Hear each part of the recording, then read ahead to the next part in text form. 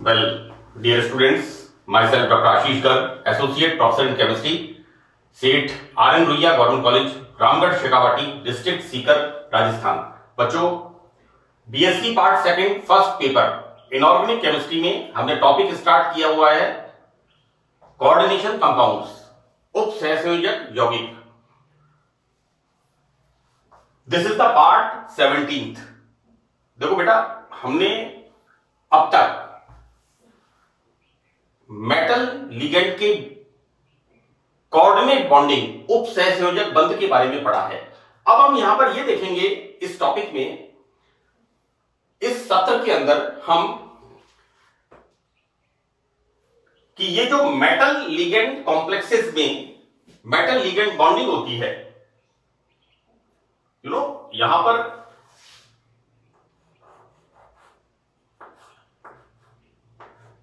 ये जो बॉन्डिंग होती है, इसको हम समझेंगे कि किस तरह से ये बॉन्डिंग होती है और इसका एक्सप्लेनेशन क्या है। तो बच्चों, explanation of bonding in transition metal complexes की कोऑर्डिनेशन कंपाउंड्स में मेटल और लिगेंड के बीच में जो उप सहसंयोजक बंध बनता है, इसका मतलब इसका किस तरह से इसको हम एक्सप्लेन करेंगे, किस तरह से बताएंगे। तो देखो बेटा, मैंने पार्ट 16th में वैलेंस बॉन्ड थ्योरी, राइट, और वैलेंस बॉन्ड थ्योरी के अंदर दो तरह से बॉन्डिंग, एक मैंने बताया था आपको विद्युत उदासीनता सिद्धांत, और दूसरा यहां पर पक्ष बंधन, this is the back bonding, right. Part 16th में वैलेंस बॉन्ड थ्योरी मैंने बताया था, और वैलेंस बॉन्ड थ्योरी इन दो तरीके से, this is the valence bond theory, दो तरीके से, विद्युत उदासीनता सिद्धांत और दूसरा पक्ष बंधन सिद्धांत, इससे हम मेटल और लिगेंड के बीच में उप सहसंयोजक बंध को एक्सप्लेन करते हैं। हम देखते हैं बेटा यहां पर क्या होता क्या है। बेसिकली हमने अब तक ये पढ़ा है कि भाई ligands, lone pair of electron metal के खाली कक्षकों में, और ये खाली कक्षक कौन से होते हैं according to valence bond theory, hybridized orbitals, संकरित कक्षक होते हैं। और वैलेंस बॉन्ड थ्योरी में हमने ये भी पढ़ा था कि जितना ज्यादा डी ऑर्बिटल्स का पार्टिसिपेशन बढ़ता जाता है, बॉन्ड की स्ट्रेंथ भी बढ़ती जाती है, राइट। हमने विभिन्न प्रकार के संकरणों की बात की थी, हाइब्रिडाइजेशंस की बात की थी। नाउ वी स्टार्ट विद्युत उदासीनता सिद्धांत, राइट, कि किस तरह से यहां पर न्यूट्रलाइजेशन ऑफ द चार्ज, है ना, किस तरह से यहां पर होता है। पॉलिंग ने बताया कि मेटल लिगेंड बॉन्ड पूर्ण रूप से कोवेलेंट बॉन्ड नहीं होते, बल्कि इनमें आंशिक आयनिक गुण भी पाया जाता है, राइट। देखो बेटा, ऐसा है कि ये जो बात कही है, यहां पर लिगेंड मेटल को इलेक्ट्रॉन देता है, राइट। तो इलेक्ट्रॉन देने से मेटल के ऊपर फॉर्मल चार्ज, और फॉर्मल चार्ज कैसा फॉर्मल चार्ज आएगा, नेगेटिव, राइट। तो ऐसी स्थिति में क्या होगा, इसके ऊपर जैसे जैसे लिगेंड मेटल के साथ बॉन्ड फॉर्मेशन करता जाएगा, वैसे वैसे यहां पर मेटल के ऊपर फॉर्मल चार्ज, नेगेटिव चार्ज, इसको हमने कहा था नियमनिष्ठ आवेश, हिंदी टर्म है इसका नियमनिष्ठ आवेश, यानी फॉर्मल चार्ज मेटल के ऊपर बढ़ता जाता है। अब यहां पर यदि एक बात तो ये हो गई कि यहां पर ये जो बॉन्ड होता है, ये कंप्लीटली कोऑर्डिनेट बॉन्ड नहीं होता, इसके अंदर कुछ आयनिक लक्षण भी होते हैं, और आयनिक लक्षण को हमने किस तरह से बताया था कि मेटल के ऊपर कुछ नेगेटिव चार्ज, नियमनिष्ठ आवेश आ जाता है। अब बच्चों, होता यह कि यहां पर ये जो लिगेंड है, लिगेंड में डोनर एटम, फॉर एग्जांपल हम बात करें यहां पर NO2, जैसा मैंने बताया था, it is a ambidentate ligand, दोहरा दंतुक लिगेंड होता है। यहां पर ऑक्सीजन बॉन्ड बनाता है, तो यहां पर ऑक्सीजन की इलेक्ट्रोनेगेटिविटी ज्यादा होती है। मैंने इसको यहां पर लिखा है कि लिगेंड में डोनर एटम अधिक विद्युत ऋणी होता है, जैसे नाइट्रोजन, ऑक्सीजन, फ्लोरीन। तो धातु व लिगेंड के मध्य इलेक्ट्रॉन युग्म असमान रूप से सहभाजित होता है। इस प्रकार मेटल एटम पर कुछ धनावेश प्रेरित हो जाता है। होता क्या है बच्चों, बेसिकली कि जब लिगेंड से इलेक्ट्रॉन देने वाला, लिगेंड से मेटल को इलेक्ट्रॉन देने वाला एटम इलेक्ट्रोनेगेटिव होता है, तो वो क्या करता है, वो मेटल से कुछ चार्ज वापस ले लेता है। तो यहां पर हम बात ये करें कि यहां पर लिगेंड में नाइट्रोजन, ऑक्सीजन, फ्लोरीन ये कैसे हैं, इलेक्ट्रोनेगेटिव, इलेक्ट्रॉन आकर्षित करने वाले, राइट। तो धातु व लिगेंड के मध्य इलेक्ट्रॉन युग्म, यहां पर ऑब्वियसली ये इलेक्ट्रॉन देगा तो इलेक्ट्रॉन लेगा भी, तो यहां पर मेटल के ऊपर कुछ धनावेश प्रेरित हो जाता है। परिणामतः धातु परमाणु पर एकत्रित ऋणावेश काफी हद तक समाप्त हो जाता है, राइट। कहने का मतलब यह है, लिगेंड ने मेटल को इलेक्ट्रॉन दिया तो मेटल के ऊपर फॉर्मल चार्ज आएगा नेगेटिव, ऋणात्मक, राइट। लेकिन यहां पर लिगेंड के पास क्या है कि जो डोनर एटम है उसकी इलेक्ट्रोनेगेटिविटी ज्यादा है, तो ये वापस उससे इलेक्ट्रॉन ले लेगा। तो यहां पर बच्चों ये जो हम कह रहे हैं ना कि फॉर्मल चार्ज वाली पोजीशन, ये बैलेंस हो जाती है। तो पॉलिंग ने भी इस बात को बताया कि ये बॉन्ड कंप्लीटली कोऑर्डिनेट बॉन्ड, उपसहसंयोजक बॉन्ड नहीं होता, ये बॉन्ड, इसमें कुछ आयनिक कैरेक्टर भी होते हैं। तो बच्चों होता यह है कि मेटल से मेटल एटम एकत्रित ऋणावेश काफी हद तक समाप्त हो जाता है, जो कि लिगेंड के इलेक्ट्रॉन देने से जनरेट होता है ना, इसके ऊपर उत्पन्न होता है, जिसे हमने कहा नियमनिष्ठ आवेश। तो इसे हम कहते हैं विद्युत उदासीनता का सिद्धांत, राइट। यानी यहां पर ये इलेक्ट्रॉन दे भी रहा है और यहां पर देने वाला एटम ज्यादा इलेक्ट्रोनेगेटिव होने के कारण मेटल से इलेक्ट्रॉन ले भी रहा है, राइट। इसे कहते हैं हम इलेक्ट्रो न्यूट्रलाइजेशन थ्योरी, विद्युत उदासीनता का सिद्धांत। फॉर एग्जाम्पल FeH2O6, ये लिगेंड है जल का अणु, वाटर मॉलिक्यूल। यहां पर इस 3+ संकुल के अंदर क्या कौन सा बॉन्ड बनेगा, यहां पर बच्चों इलेक्ट्रॉन कौन देगा, ऑक्सीजन। जल के अंदर इलेक्ट्रॉन डोनर एटम कौन सा है, ऑक्सीजन। यहां पर ऑक्सीजन के ऊपर 2 लोन पेयर ऑफ इलेक्ट्रॉन होते हैं। तो बच्चों यहां पर इस तरह से बॉन्ड फॉर्म होगा, right. We can say like this,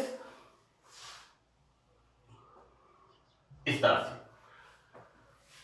अब यहां पर बच्चों इस संकुल में हेक्सा एक्वो, इसके ऊपर आयरन थर्ड धनावेश है। अगर ऋणावेश होता तो हम कहते थे फेरेट, है ना। हेक्सा एक्वो आयरन थर्ड संकुल में आयरन ऑक्सीजन बंध यदि कोवलेंट होगा तो बच्चों यहां पर आयरन के ऊपर -3 फॉर्मल चार्ज। बच्चों यहां पर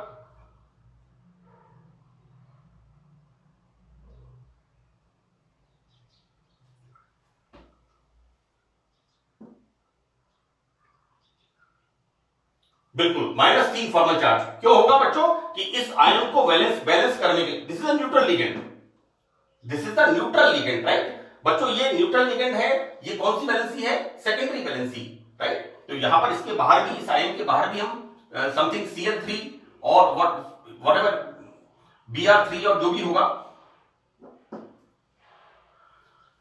यहां पर बच्चों आयरन के ऊपर -3 फॉर्मल चार्ज, राइट।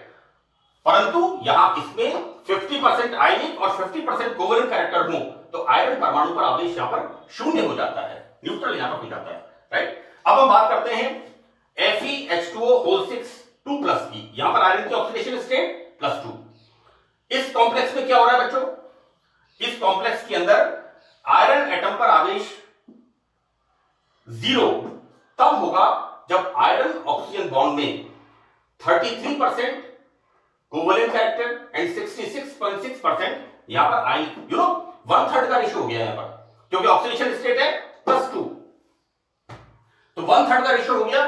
तो जब यहां पर इसके अंदर हेक्सा एक्वो आयरन सेकंड में आयरन ऑक्सीजन बॉन्ड के अंदर 33.3% कोवेलेंट कैरेक्टर होंगे एंड 66.6% यहां पर होंगे आयनिक कैरेक्टर।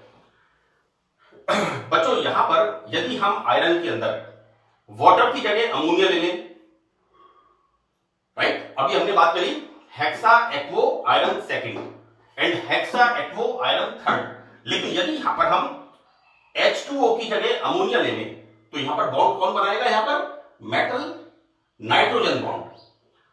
अब इस संकुल में क्या होगा, किसके अंदर हेक्सा एमीन आयरन सेकंड और हेक्सा एमीन आयरन थर्ड। तो बच्चों इस कॉम्प्लेक्स में बनेगा iron nitrogen bond, metal nitrogen bond, right. हमने क्या किया यहां पर, हमने यहां पर H2O को NH3 से रिप्लेस कर दिया। तो बच्चों यहां पर क्या है कि ऑक्सीजन की तुलना में नाइट्रोजन की इलेक्ट्रोनेगेटिविटी कम होती है। ऑक्सीजन की इलेक्ट्रोनेगेटिविटी होती है 3.5 इलेक्ट्रॉन वोल्ट और नाइट्रोजन की इलेक्ट्रोनेगेटिविटी होती है 3.0 इलेक्ट्रॉन वोल्ट, राइट। तो negativity of the nitrogen is less than oxygen. अतः एमओ बंध की तुलना में, एमओ बंध से मतलब बच्चों यहां पर आयरन ऑक्सीजन बॉन्ड की तुलना में, हम चूंकि यहां पर आप बात कर रहे हैं यहां पर आयरन H2O और यहां पर H2O में मेटल के साथ, आयरन के साथ कोऑर्डिनेट बॉन्ड कौन बना रहा है, ऑक्सीजन।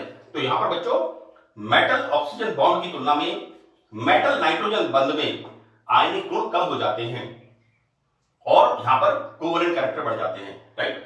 अब बच्चों देखिए यदि धातु की ऑक्सीकरण संख्या बढ़ जाए, यहां पर धातु की ऑक्सीडेशन स्टेट अगर हम बढ़ा देते हैं तो क्या होता है, यहां पर फॉर्मल चार्ज कम हो जाता है और यदि तथा संकुल स्थायी हो जाता है। यही कारण है कि हेक्सा एक्वो कोबाल्ट सेकंड का आसानी से ऑक्सीकरण नहीं होता, जबकि बच्चों this is third hexa aquo cobalt third, right, इसका आसानी से ऑक्सीकरण नहीं होता, जबकि कोबाल्ट सेकंड का एटमॉस्फेरिक ऑक्सीजन से आसानी से इसके अंदर, this is the stable compound, right. जबकि यहां पर अगर कोबाल्ट की ऑक्सीडेशन स्टेट +2 होती है तो इसका एटमॉस्फेरिक ऑक्सीजन से ऑक्सीडेशन होकर के इस तरह का, ध्यान रखना बच्चों इस तरह की गलतियां ना हो, लेकिन अगर आपको अच्छी तरह समझा हुआ होगा तो दिक्कत नहीं होगी। यहां पर this is hexa amine cobalt third में ऑक्सीकरण हो जाता है। किसका ऑक्सीकरण हो जाता है, हेक्सा एमीन कोबाल्ट सेकंड का, दिस इज अनस्टेबल, राइट। तो ऑक्सीडेशन स्टेट बढ़ने से फॉर्मल चार्ज यहां पर कम हो जाएगा, इसलिए यहां पर इसका +2 का कोबाल्ट +2 कॉम्प्लेक्स का कोबाल्ट +3 कॉम्प्लेक्स में ऑक्सीडेशन हो जाता है।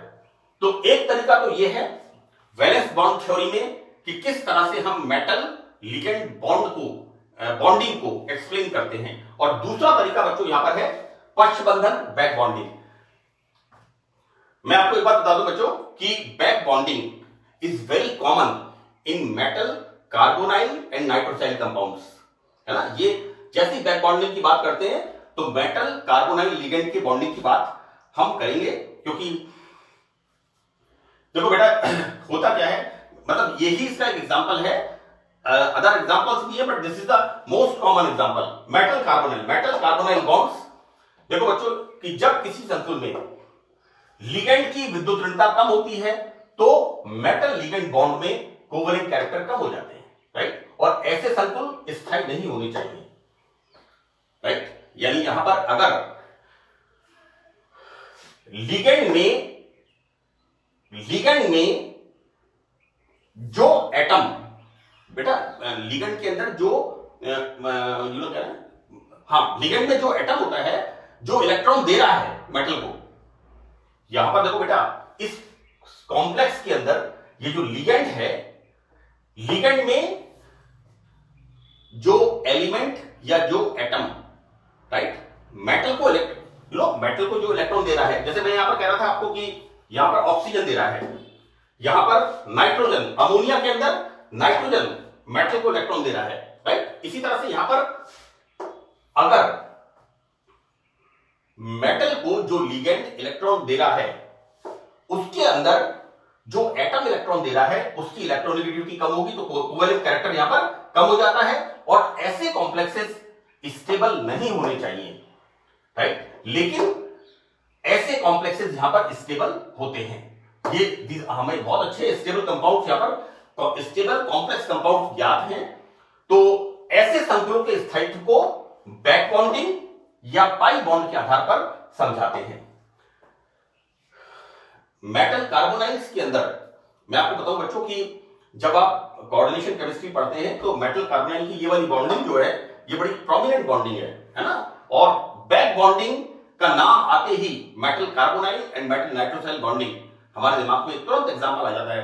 हम यहां देखते हैं बच्चों की सिग्मा बॉन्डिंग में जहां इलेक्ट्रॉन का ट्रांसफर स्थानांतरण लिगेंड से धातु की ओर होता है, ऑब्वियसली यही पढ़ा है मैंने, लिगेंड से मेटल की ओर, राइट। यहां पर this is the sigma bonding.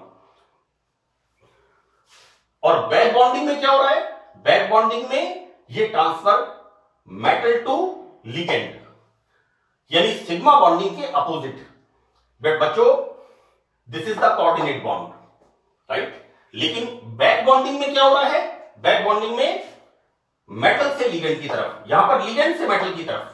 तो बच्चों यहां पर बैक बॉन्डिंग में यह स्थानांतरण सिग्मा बॉन्डिंग के विपरीत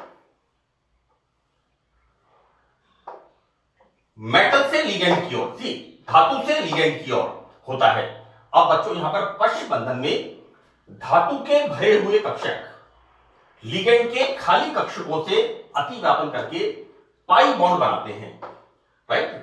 एंड दिस इज कॉल्ड बच्चों, और लिगेंड्स के खाली कक्षक दो प्रकार के, एक तो बोलते बेटा देखो ऐसा है कि यहां पर जो लिगेंड्स हैं उनमें एक तो होते हैं, हो सकते हैं तो डी कक्षक, और दूसरे बच्चों इसके अंदर एंटी बॉन्डिंग पाई कक्षक यहां पर, राइट। हम इसमें देखेंगे बच्चों कि इनसे होने वाले अतिव्यापन, देखो बेटा ये वाले कक्षक कौन से हैं? मेटल के पास जिनमें इलेक्ट्रॉन्स हैं वो हैं डी ऑर्बिटल्स, राइट। और लिगेंड के पास अंडरस्टूड है बच्चों, कार्बन है, तो कार्बन में कौन से कक्षक खाली होंगे? P orbitals. तो ये जो बॉन्डिंग होगी ये बॉन्डिंग होगी D pi P pi. This is the bonding metal carbonyl, this is the this is the back bonding, और this is the sigma bonding जिसकी हम बात करते हैं ना कि लिगेंड ने मेटल को इलेक्ट्रॉन दिया इस तरह से, राइट। और यहां पर मेटल ने लिगेंड को वापस किया, this is the back bond. इस तरह से यहां पर ये बॉन्ड फॉर्म होते हैं। और बच्चों इसको हम कहते हैं यहां पर, तो देखो बेटा दो बातें हो गई यहां पर। तो एक मिनट के लिए ये जो बॉन्डिंग होगी, यानी यहां पर मेटल के भरे हुए डी कक्षक वापस लिगेंड के खाली पी कक्षकों को इलेक्ट्रॉन देते हैं। तो this is the D pi P pi overlapping, right. और ये तो बात हो गई कार्बोनाइल की, राइट। अब देखो बेटा ऐसा है कि यदि यहां पर हम H2O ले लें या NH3 ले लें, राइट। लेकिन इन लिगेंड्स में क्या होता है? इन लिगेंड्स के अंदर बैक बॉन्डिंग नहीं होती। तो बैक बॉन्डिंग क्यों नहीं होती है? क्योंकि इन लिगेंड्स के अंदर, इनमें ammonia and H2O, in ligands के अंदर पाई बॉन्ड बना सकने वाले कक्षक पूर्ण रूप से, यानी बैक बॉन्डिंग होगी ही नहीं। अगर हम यहां पर कार्बोनाइल की जगह H2O और अमोनिया को लेते हैं तो यहां पर बैक बॉन्डिंग संभव नहीं है, क्योंकि जो डी पाई कक्षक हैं भरे हुए, अगर हम जल लिगेंड यहां पर लेते हैं, अगर हम NH3 लेते हैं, तो जो लिगेंड है उनके अंदर जो पी कक्षक हैं वो पूरी तरह भरे हुए हैं, इसलिए इनके अंदर बैक बॉन्डिंग पॉसिबल नहीं है। तो this is the explanation and complete explanation of valence bond theory. बच्चों मैंने पार्ट 16 से इसको स्टार्ट किया था और ये 2 लेक्चर्स में इसको कंप्लीट किया है। ये बहुत इंपॉर्टेंट पार्ट है कि मेटल और लिगेंड के बीच में जो कोऑर्डिनेशन बॉन्डिंग होती है उसका स्पष्टीकरण क्या है, हम किस तरह से उसको समझाएंगे। So that's all in this lecture.